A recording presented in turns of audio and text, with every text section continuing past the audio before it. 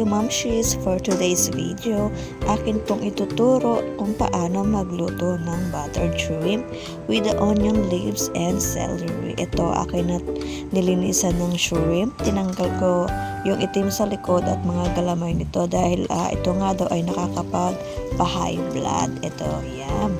Una kong ginisa ang bawang sa butter. Ayan, hinalo ko ng hinalo hanggang maging brown na ang garlic at sinunod ko na dito ang onion. At ito, katapos ay nilagay ko na rin tong mga malalaking hipon na to. Ayan, papupulahin lang natin siya. And then, after nun, ilagay na natin, ang pinakatubig natin ay Sprite para manamis-namis siya. Ayan, hayaan lamang natin siyang kumulo ng kumulo hanggang maluto ang hipon.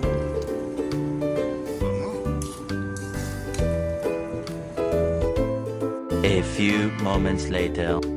Ayan, akin na itong hinango muna upang timplahan natin yung pinaka-sauce niya. Ayan, tanggalin muna natin yung hipon dyan. Timplahin na natin yung, ayan, yung sabaw niya. After nyan, ibalik natin itong mga hipon.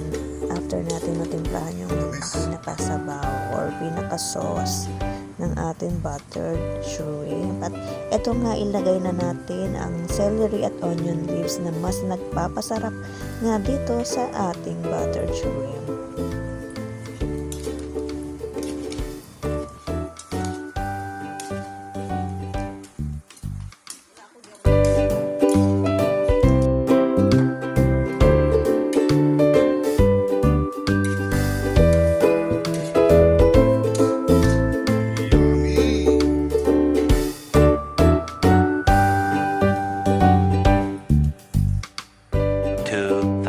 Years later.